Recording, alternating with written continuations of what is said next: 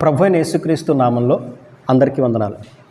ఈ 40 days prayer ఫెలోషిప్లో చివరి రోజు 40వ రోజు మన యొక్క వాక్యాంశముగా the attributes of our lord Jesus Christ, మన ప్రభు అయిన యేసుక్రీస్తు ప్రభు యొక్క గుణ లక్షణాలను గురించి ఈరోజు మనం ధ్యానించుకుందాం. ఏంటండి?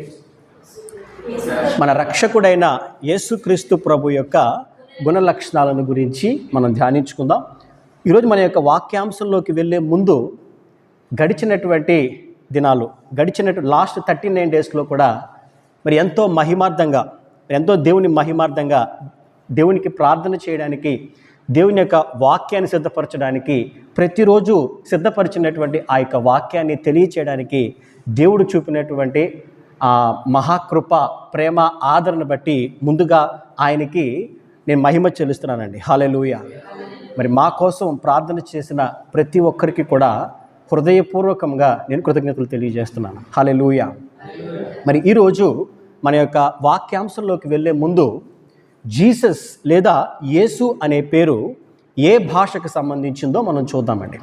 ఈ జీసస్ లేదా యేసు అనే పేరు హెబ్రీ భాషకు సంబంధించింది. ఇది హెబ్రీ పదమైన యెషువా అనే పదం నుండి వచ్చింది. ఏంటండి?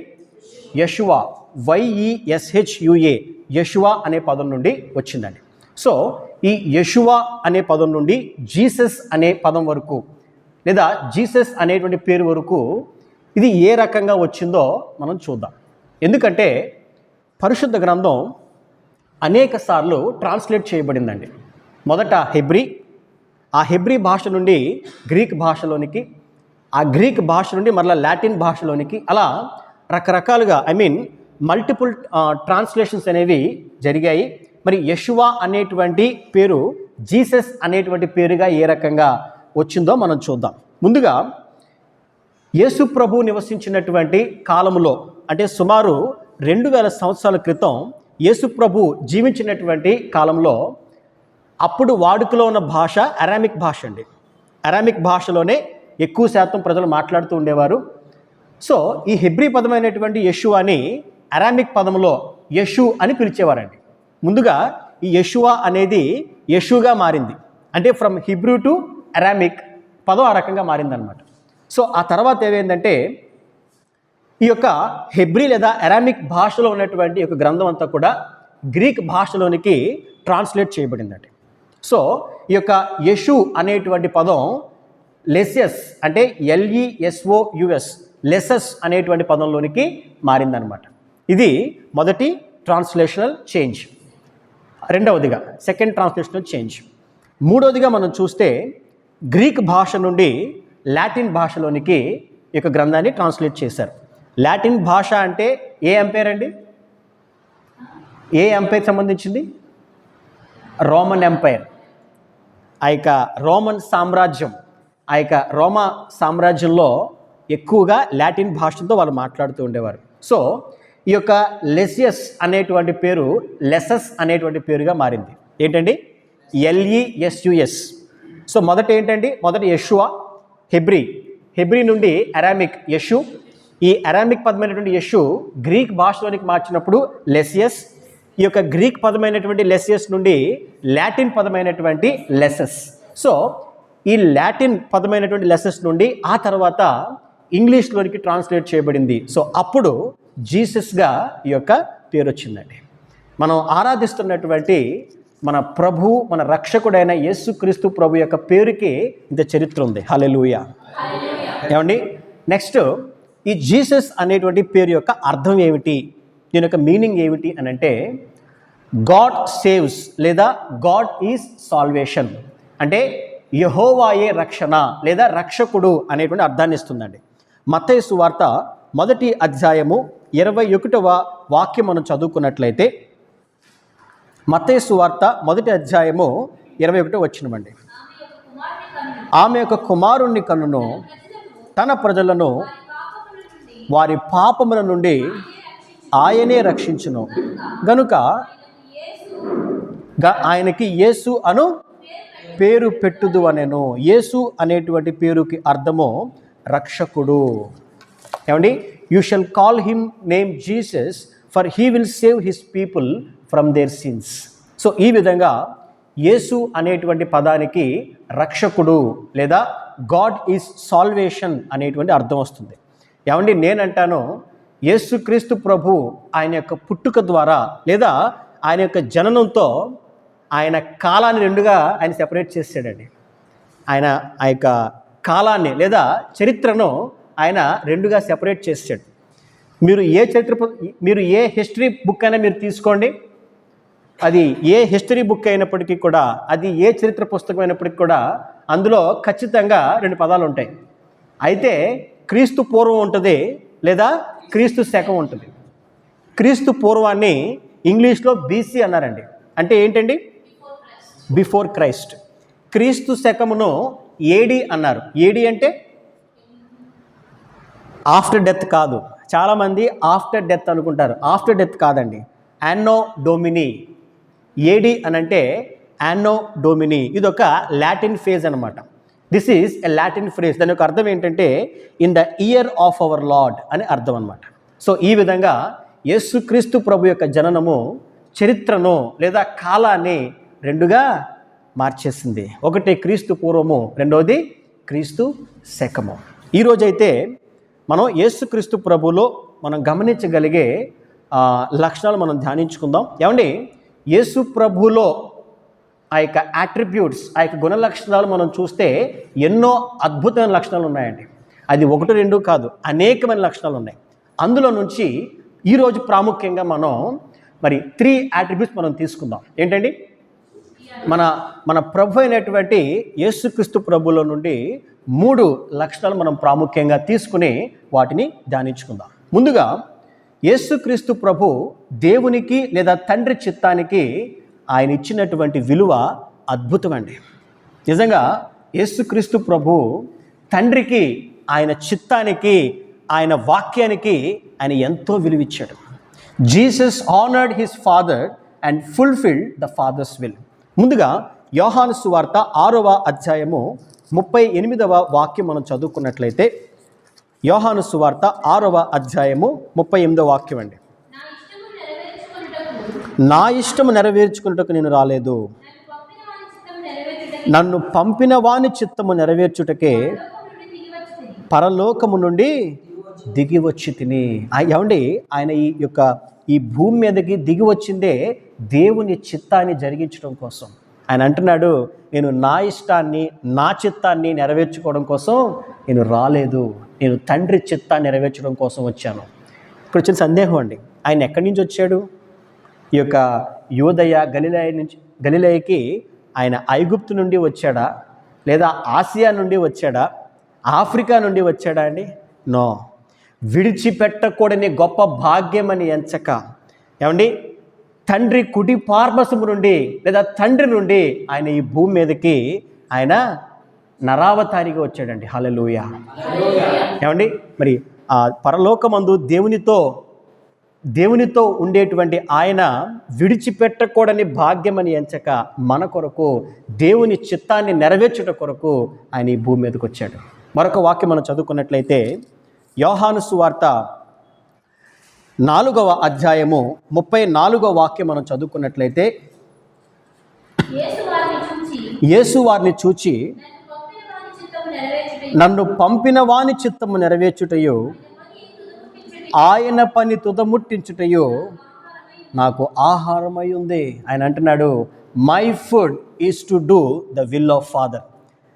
నీకు ఆహారం ఏంటి అని అంటే ఆయన అంటున్నాడు, దేవుని చిత్తాన్ని జరిగించుట, ఆయన కార్యాన్ని, ఆయన సంకల్పించినటువంటి ఆ యొక్క దైవ చిత్తాన్ని తుదముట్టించుటయే నా యొక్క ఆహారము అని చెప్పి మన యొక్క ప్రభు చెప్తున్నాడండి. నిజంగా ఆయన ఎంత అద్భుతంగా తండ్రిని ఆయన వెంబడించాడో, తండ్రి చిత్తాన్ని గ్రహించాడో ఈ మాటల్ని బట్టి మనం అర్థం చేసుకోవచ్చండి. మరొక వాక్యం మనం ప్రాముఖ్యంగా చూస్తే, ఆయన ప్రార్థనలో కూడా ఆయన దేవుని చిత్తానికి ఎంత విలువిచ్చాడో, అది ఎంత కష్టమైనప్పటికీ, అది ఎంత శ్రమకరమైనటువంటి బాధ, వేదన, నింద అయినప్పటికీ కూడా ఆయన దేవుని చిత్తానికే విలువిచ్చాడండి. లూకాసు వార్త 22వ అధ్యాయము 42వ వాక్యం మనం చదువుకున్నట్లయితే, లూకాసు వార్త 22వ అధ్యాయం అండ్ 42 అండి మనం చదువుకుందాం. తండ్రి ఈ గిన్నె నా యొద్ద నుండి తొలగించుటకు నీ చిత్తమైతే తొలగించుము, అయినను నా ఇష్టము కాదు, నీ చిత్తమే సిద్ధించునుగాక అని ప్రార్థించను. ఏమండి, యేసుక్రీస్తు ప్రభువుకి సమస్త మానవాళి కొరకు, సమస్త మానవాళి యొక్క పాప పరిహారార్థం కొరకు ఆయన ఎంత శ్రమ, ఎంత వేదన అనుభవించవలసి ఉందో ఆయనకి పూర్తిగా తెలుసండి. ఆ సందర్భంలో ఆయన చేసిన ప్రార్థన ఇది. ఆయన అంటున్నాడు, తండ్రి నీ చిత్తమైతే ఈ గిన్నెను నా యొద్ద నుండి తొలగించయ్యా, అయినప్పటికీ నా ఇష్టము కాదు, నీ చిత్తము, నీ సంకల్పము నెరవేరునుగాక అని ఆయన శ్రమలను ఆయన కౌగిలించుకున్నాడు, గాయాలను ఆయన పొందుకున్నాడు, మన కొరకు ఆయన సిలువలో మరణించాడండి. అంటే అంతగా ఆయన తండ్రికి లోబడ్డాడు, తండ్రి చిత్తాన్ని నెరవేర్చాడు. ఈరోజు ఈ వాక్యం వింటున్న ప్రతి ఒక్కరిని కూడా మరి దేవుడు అడుగుతున్నాడు, నా కుమారుడా, నా కుమార్తె, నా చిత్తానికి నువ్వెంత విలువిస్తున్నావు? నీ జీవితం పట్ల, ప్రతి ఒక్కరి జీవితం పట్ల దేవునికి ఒక ప్రత్యేకమైన ప్రణాళిక ఉందండి, ఒక ప్రత్యేకమైన ఏర్పాటు ఉంది, ఒక ప్రత్యేకమైన సంకల్పం ఉంది. మరి నా చిత్తానికి నువ్వు విలువిస్తున్నావా? నా వాక్యానికి నువ్వు విలువిస్తున్నావా? నేను నీ పట్ల కలిగినటువంటి ఆ యొక్క కార్యానికి నువ్వు విలువిస్తున్నావా అని చెప్పి ప్రతి ఒక్కరిని దేవుడు అడుగుతున్నాడు. ఎవ్రీవన్, ప్రతి ఒక్కరూ ఆలోచించాలండి. ఈరోజు మన జీవితాల్లో మనం ఆరాధిస్తున్నటువంటి మన దేవునికి మనం ఎంతవరకు మనం విలువ ఇవ్వగలుగుతున్నాం? దేవుని వాక్యాన్ని ఎంతవరకు మనం వెంబడించగలుగుతున్నామండి? మరి ఇది ఆయనలో మనం చూడగలిగే మొదటి లక్షణము. Jesus followed and Jesus honoured his father. ఆయన తండ్రికి లోబడ్డాడు, తండ్రి చిత్తాన్ని ఆయన నెరవేర్చాడు. రెండవదిగా మనం చూస్తే యేసుక్రీస్తు ప్రభువులో ఆయన పరిశుద్ధత, హిస్ హోలీనెస్. ఏమండి, యేసుక్రీస్తు ప్రభు యొక్క పుట్టుకలో పాపం లేదు. కన్యక అయినటువంటి మరియ గర్భంలో నుండి ఆయన వచ్చాడు. పాపము లేదు ఆయన యొక్క జననంలో. ఆ తరువాత ఆయన జీవితంలో పాపం లేదు, ఆయన క్రియల్లో పాపం లేదు, ఆయన మాటలో పాపం లేదు, ఆయన చూపులో పాపం లేదు, ఆయన ఆలోచనలో పాపం లేదు. ఎందులోనూ కూడా పాపమెరుగనటువంటి వ్యక్తిగా, ఒక సిన్లెస్ పర్సన్గా ఆయన పుట్టాడు, బ్రతికాడు, జీవించాడు, మన కొరకు మరణించాడు. నిజంగా కూడా తిరిగి లేచాడు. హల్లెలూయా. నిజంగా కూడా మరి ఆయన వంటి పరిశుద్ధత కలిగి లేదా ఆయన్ని వెంబడించి మనం జీవించగలుగుతున్నామా అండి? ఒక వాక్యం మనం చదువుకుందాం. మొదటి పేతురు పత్రిక 2వ అధ్యాయము, మొదటి పేతురు పత్రిక 2వ అధ్యాయము 22 మరియు 23 అండి.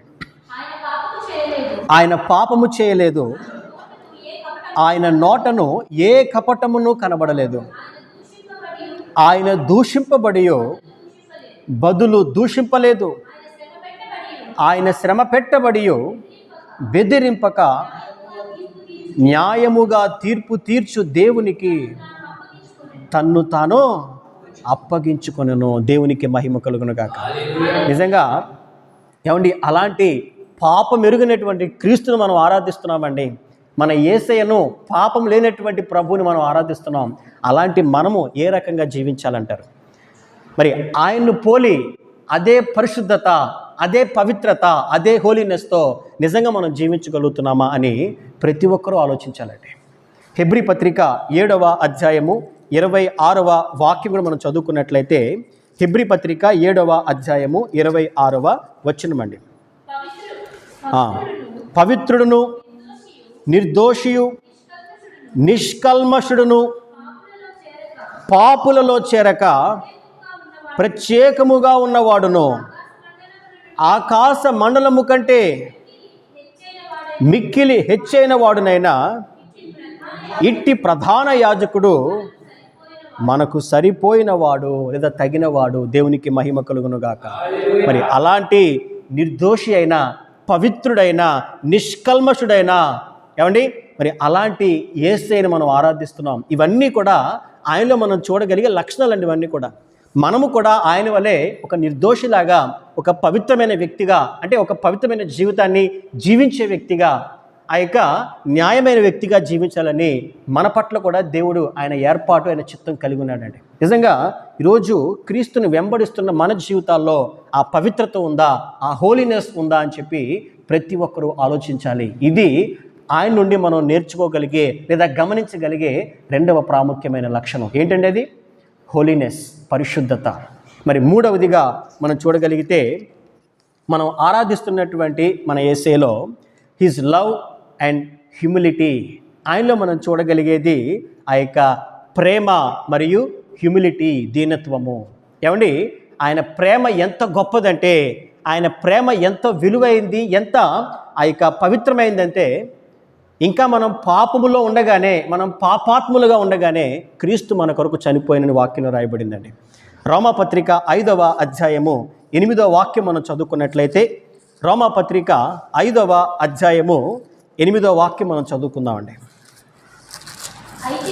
అయితే దేవుడు మన ఎడల తన ప్రేమను వెల్లడిపరుచుచున్నాడు.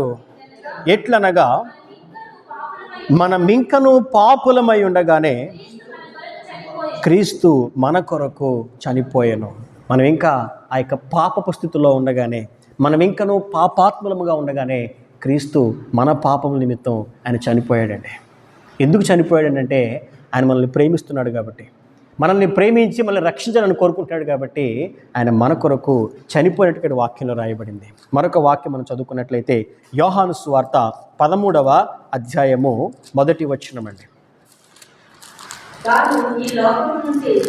తాను ఈ లోకములో నుండి తండ్రి యొద్దకు వెళ్ళవలసిన గడియ వచ్చెనని యేసు పస్కా పండుగకు ముందే ఎరిగిన వాడే లోకములోనున్న తన వారిని ప్రేమించి వారిని అంతము వరకు ప్రేమించను.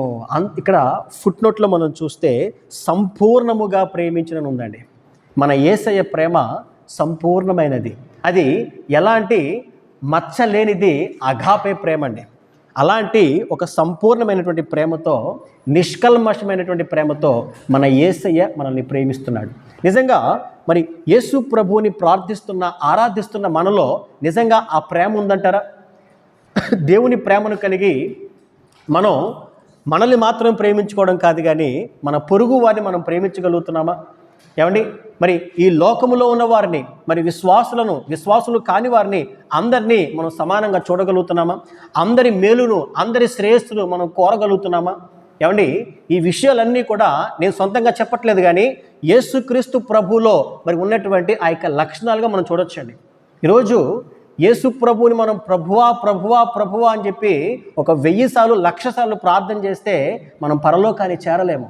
మనం ఎప్పుడు ఆయన చేరగలుగుతాము అని అంటే, ఆయన ఏ రకంగా అయితే ఈ భూమి మీద బ్రతికాడో, ఆయన ఏ రకంగా అయితే ఆయన చేసిన 3.5 సంవత్సరాల పరిచర్యను ఏవైతే మాటలు చెప్పాడో, ఆయన ఏదైతే మాదిరి మనకి విడిచిపెట్టి వెళ్ళాడో, ఎవరైతే ఆ విధంగా జీవిస్తారో, క్రియామూలముగా ఆ యొక్క క్రియలతో పాటు ఎవరైతే క్రీస్తుని వెంబడిస్తారో వారు ఆయన రాజ్యానికి పాత్రులుగా ఉండగలుగుతారు, ఆయన రాజ్యానికి వెళ్ళగలుగుతారండి. నిజంగా ఈ వాక్యం ఉంటున్న ప్రతి ఒక్కరు కూడా ఆలోచించాల్సింది, ఈరోజు నా స్థితి ఏ విధంగా ఉంది, నా యొక్క హృదయం ఏ విధంగా ఉంది, నేను క్రీస్తును పోలి నడవగలుగుతున్నానా, నేను క్రీస్తును కలిగి జీవించగలుగుతున్నానా అని ప్రతి ఒక్కరూ ఆలోచించుకోవాలండి. ఏమండి, మనం డిసెంబర్ నెలలో ఉన్నాం కదా, ఇంకొక 2-3 వీక్స్ అయితే ఈ నెల అయిపోతుంది, మనం కొత్త సంవత్సరంలోకి వెళ్ళిపోతాం. ఎక్కడ చూసినా ఒక క్రిస్మస్ హడావుడి నాకు కనిపిస్తుంది. అందరూ కూడా వాళ్ళ ఇళ్లను చక్కగా అందంగా పెయింట్ చేసుకుంటున్నారు, పాత వేన్న ఉంటే తీసి బయట పాడేస్తున్నారు, నీట్గా ఆ చెత్త అంతా తీసేసి కొత్తగా వారిని ఏర్పాటు చేసుకుంటున్నారు. నేనంటాను, ప్రతి ఒక్క విశ్వాసి తన హృదయంలో ఉన్నటువంటి ఆ యొక్క అపవిత్రతను, కల్మషాలను, చెడును, అసూయను, కోపాన్ని ఈ క్రిస్మస్ మాసంలో మనం తీసి బయటపడేద్దాం. హల్లెలూయా. మన హృదయాన్ని మనం ఎంటీ చేసుకుందాం. ఎంటీ చేసుకున్నటువంటి ఆ యొక్క హృదయంలో క్రీస్తు కలిగిన లక్షణాలను మనం పెట్టుకుని జీవిద్దాం. హల్లెలూయా. ఇది అప్పుడు మన జీవితాల్లో అదొక నిజమైన క్రిస్మస్ అవుతుందండి. హల్లెలూయా. అదొక సంతోషకరమైనటువంటి క్రిస్మస్ పండుగ అవుతుంది. హల్లెలూయా. ఈరోజు నిజంగా వాక్యం ఉంటున్న ప్రతి ఒక్కరు కూడా ఆలోచించాలి, మనం ఏ విధంగా జీవిస్తున్నాం, మనం ఏ విధంగా మన యొక్క జీవితాలను ముందుకు తీసుకెళ్ళగలుగుతున్నాం. ఏమండి, ఈయన గొప్ప దేవుడై ఉండి తన్ను తాను ఎంతో తగ్గించుకున్నారండి. ఆయన ఎంతలా తగ్గించుకున్నారంటే అపోస్తలుల లేదా ఆయన శిష్యుల ఆ యొక్క ఫీట్ని, పాదాలను ఆయన కడిగినట్టుగా మనం వాక్యంలో చూస్తున్నాం. అంటే ఒక మాదిరిని మనకి క్రీస్తు విడిచిపెట్టి వెళ్తున్నాడు. నేను ఏ రకంగా అయితే ఆ యొక్క హ్యూమిలిటీతో నన్ను తగ్గించుకుని ఉన్నానో అదేవిధంగా మీరు కూడా మిమ్మును మీరు తగ్గించుకుని అదే హ్యూమిలిటీతో మీరు జీవించాలని చెప్పి దేవుడు ప్రతి ఒక్కరితో కూడా చెప్తున్నాడు. ఒక వాక్యం మనం చదువుకున్నట్లయితే ఫిలిప్పీ పత్రిక 2వ అధ్యాయము 6-8 మనం చదువుకుందామండి. ఆయన దేవుని స్వరూపము కలిగిన వాడై ఉండి దేవునితో సమానముగా ఉండుట విడిచిపెట్టకూడని భాగ్యమని ఎంచుకొనలేదు గాని మనుష్యుల పోలికగా పుట్టి దాసుని స్వరూపమును ధరించుకొని తన్ను తానే రిక్తునిగా చేసుకొనెను. మరియు ఆయన ఆకారమందు మనుష్యుడిగా కనబడి మరణము పొందునంతగా, అనగా శిలువ మరణము పొందునంతగా విధేయత చూపిన వాడే తన్ను తాను తగ్గించుకునను. ఏమండి, మనుష్యుల పోలికగా పుట్టాడైన, దాసుని స్వరూపమును ధరించుకున్నాడు, తన్ను తాను రిక్తునిగా చేసుకున్నాడు, శిలువ మరణము పొందినంతగా ఆయన తన్ను తాను తగ్గించుకున్నాడండి. ఏమండి, మీకు తెలుసా, యేసు ప్రభువుని ఎంతగానో హింసించారండి, ఎంతగానో వేధించారు, పిడిగుద్దులు గుద్దారండి, ఆయనపై ఉమ్మి వేశారు, ఎంతో దారుణంగా ఆయన్ని అవమానపరిచారు. అయినప్పటికీ సమస్త మానవాళి యొక్క పాప పరిహారార్థం ఆయన సహించాడు.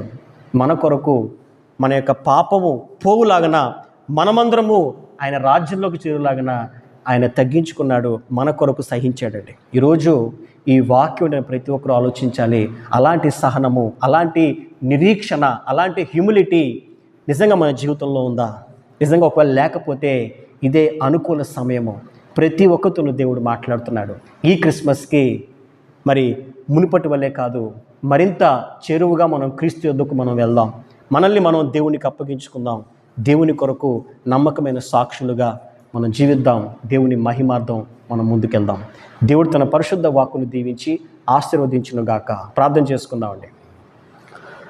మహిమగల రాజా, ప్రేమ కలిగిన తండ్రి, దయగలిగిన ప్రభువా, మీకు లెక్కలేని స్తోత్రాలు. ఇదిగో నాయన, గడిచినటువంటి 39 రోజులు కూడా నాయన మాకు ఎంతగానో తోడుగా ఉన్నావు, మమ్మల్ని నడిపించావు నాయన. ప్రతిరోజు మిమ్మల్ని ప్రార్థించడానికి, ప్రతిరోజు నాయన మీ వాక్యాన్ని సిద్ధపరిచినటువంటి ఆ యొక్క వాక్యాన్ని బోధించడానికి మీ దాసునికి ఎంతగానో సహాయం దయచేస్తావు నాయన. తండ్రి, ఆఫ్లైన్ ద్వారా, ఆన్లైన్ ద్వారా ఈ వాక్యాలు వింటున్న ప్రతి ఒక్కరిని మీరు జ్ఞాపకం చేసుకోండి తండ్రి. మరి ఈరోజు కూడా నాయన మీ ఆత్మ ద్వారా మీరు మాట్లాడారు తండ్రి. మీరు ఎలాంటి యాట్రిబ్యూట్స్ అయితే కలిగి ఉన్నారో ప్రభువా, ఎలాంటి లక్షణాలు అయితే మీరు కలిగి ఉన్నారో ప్రభువా, అలాంటి లక్షణాలు మేము కూడా కలిగి జీవించలాగున, మిమ్మును పోలి బ్రతుకులాగున మా అందరికీ నీ సహాయం అనుగ్రహించవలసిందిగా, మీరే మహిమ పొందవలసిందిగా తండ్రి, నజరేయుడైన యేసుక్రీస్తు వారి పరిశుద్ధ నామములో మిమ్మల్ని ప్రార్థించి ప్రతిమాలి వేడుకొనుచున్నాము మా ప్రియ పరలోకపు తండ్రి. Amen, amen, amen. అందరికీ వందనాలండి.